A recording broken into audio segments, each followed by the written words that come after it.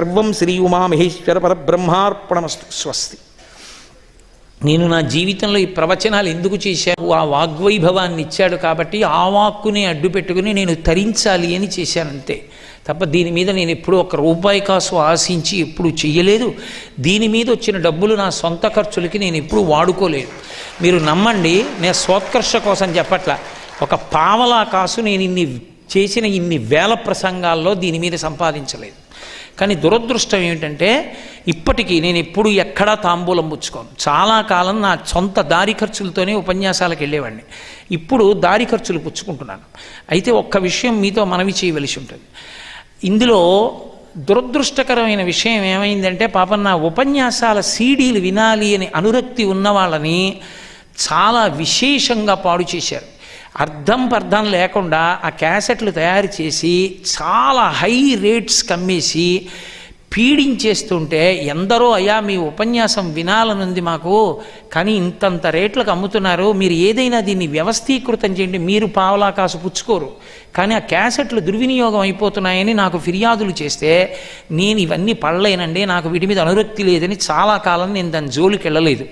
నా శిష్యులు కొంతమంది సాఫ్ట్వేర్ ఇంజనీర్స్ హైదరాబాదులో ఉన్నవాళ్ళు, నెల్లూరులో మా రాఘవేంద్రుడు, విశాఖపట్నంలో రామాచార్యులు గారు, ఇలాంటి వాళ్ళందరూ ఒకసారి సమావేశమై, గురువుగారు మీరు ఇంత త్రికరణ శుద్ధిగా ఉపన్యాసాలు చెప్తే కొంతమంది దాన్ని నిష్కారణంగా డబ్బు చేసుకోవడానికి వాడుకుంటున్నారు.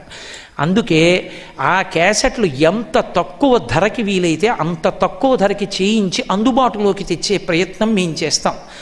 మీ వాణి కాబట్టి అది మాకు, మీరు గురువుగారు కాబట్టి గురువాణి అన్న పేరుతో ఒక సొసైటీ పెడతాం. ఎంత చీపెస్ట్ రేటుకి వీలైతే అంత చీపెస్ట్ రేటుకి ₹1 దాని మీద లాభం ఆశించకుండా ఇస్తాం. అవి షాపుల్లో అక్కడ పెట్టాం. మేమే కొంతమందిని కొన్ని చోట్ల పెట్టి వాటిని అందిస్తామని నన్ను అడిగితే, సరే సత్సంకల్పం చేస్తున్నారని తప్పకుండా చెయ్యండి అన్నాను. అందులో ఎక్కడైనా ₹1 కాసు మిగిలితే వాళ్ళు అంత త్రికరణ శుద్ధిగా చేస్తున్నారు, పైసా అందులోది మేము ముట్టుకోం. అందులో ₹10 మిగిలితే అది ఇంకొక వైదిక కార్యక్రమానికి వెచ్చించేస్తాం, ఇంకొక చోట ఇంకొక భగవత్ కార్యంలో ఖర్చు పెట్టేస్తాం. అలా గురువాణి అన్న పేరుతో ఆ క్యాసెట్లు అందించడం కోసం ఒక సంస్థ ఏర్పడింది. నేను మీతో ఎందుకు మనవి చేస్తున్నాను అంటే, నేను ఇది చెప్పకపోతే అది ఎవరు పెట్టారు అని అనుమానం రావచ్చు. అది నా ఆశీస్సులతో వచ్చిన సంస్థ. వాళ్ళు త్రికరణ శుద్ధిగా సేవ చేస్తున్నారు. పాపం వాళ్ళు కూడా పైసా ఆశించి చేయట్లేదు. ఆ క్యాసెట్స్ అందుబాటులో ఉంచినప్పుడు ఎవరెవరి దగ్గర ఉన్నాయి అన్నది ఆ అడ్రస్లు, సెల్ ఫోన్ నెంబర్లు వేసి ఆ జాబితా మీకు అందచేస్తారు. దాని ఉద్దేశ్యం మిమ్మల్ని ఎవ్వరినీ ఆ క్యాసెట్లు కొనుక్కోమని నేను మిమ్మల్ని అడగట్లేదు. ఒకవేళ వినాలని కుతూహలం ఉన్నవాళ్ళు ఎవరైనా ఉంటే వాళ్ళ కొరకు తప్ప, మీరు నా క్యాసెట్లు వినాలన్న బలవంతం ఎంత మాత్రం లేదు అని తెలుసుకోండి. ఇతరులు ఎక్కువ ధరలకు అమ్మి పాడు చేయకూడదన్న సత్సంకల్పంతో మాత్రమే అది పెట్టాం. కాబట్టి వినాలనుకున్న వాళ్ళు అక్కడ తీసుకుంటే అనవసరంగా పాడు చేసేటటువంటి వ్యవస్థని మనం నిగ్రహించడానికి అవకాశం కలుగుతుంది. కాబట్టి దాని ద్వారా ఒక పైసా సంపాదించాలన్న కోరిక నాకు లేదు. ఎందుకు లేదు అంటే ఒకటే కారణం, అదేదో పెద్ద ఔదార్యమో లేకపోతే అదే త్యాగం అని మీరు అనుకోకండి. అసలు డబ్బు సంపాదించుకోవలసిన అవసరాన్ని నాకు ఈశ్వరుడు ఇవ్వలేదు. వీడికి ఈ కోరిక తీరకుండా మిగులుస్తున్నానని ఆయన నాకేం ఉంచలేదు. ఆయన నాకు అన్ని కోరికలు తీర్చాడు. నా భార్య రాష్ట్ర ప్రభుత్వంలో చేస్తోంది, నేను కేంద్ర ప్రభుత్వంలో చేస్తున్నాను.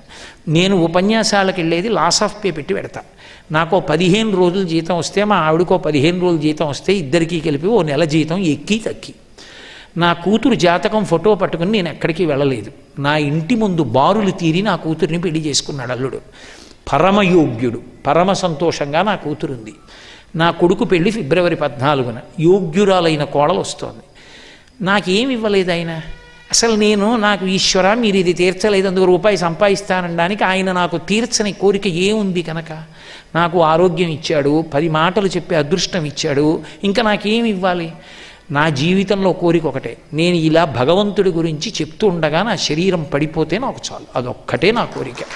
కాబట్టి ఆ గురువాణి అడ్రస్లు ఉన్నటువంటి కాగితాలు మీ అందరికీ కూడా బహుశా బాబుగారు ఏర్పాటు చేసిన వ్యవస్థ ఎక్కడుందో అక్కడ అందచేస్తారు. సో మీరు ఆ క్యాసెట్స్ కావాలి అనుకున్న వాళ్ళు అక్కడ వాటిని పొందవచ్చు. ఇది మొట్టమొదటిసారి చిత్తూరు సభలోనే ఆ కాగితాలు పంచిపెట్టడం జరుగుతోంది. ఇప్పటి వరకు ఎప్పుడు ఎక్కడ పంచిపెట్టల, వాళ్లే తెలుసుకుని వచ్చి తీసుకున్నారు. ఈ పైరసీని అడ్డు పెట్టడానికి ఇలా పంచిపెడదామని ఆ పాంప్లెట్స్ పంచిపెట్టడం జరుగుతోంది. కాబట్టి దీన్ని మీరు గ్రహించవలసిందిగా నేను ప్రార్థన చేస్తూ, రేపు కార్తీక సోమవారం, అందులో ప్రదోష వేళ, పరమ పవిత్రమైనటువంటి రోజు. 7 రోజులు భాగవతం మీద ప్రవచనం చేస్తానని ముందు అంగీకరించిన మాట వాస్తవం. కానీ అత్యంత ప్రధానమైన కారణం ఒకటి వచ్చింది. నా అల్లుడి గృహప్రవేశం ఉంది, ఏదో ఫ్లాట్ కొనుక్కుని చేస్తున్నాడు, మామగారిగా అది నా కర్తవ్యం, వెళ్ళాలి. అందుకని 5 రోజులే చెప్తున్నాను. రేపటితో భాగవతం పరిపూర్ణత్వాన్ని పొందుతుంది, అయిపోతుందని అనకూడదు భాగవత ప్రవచనం.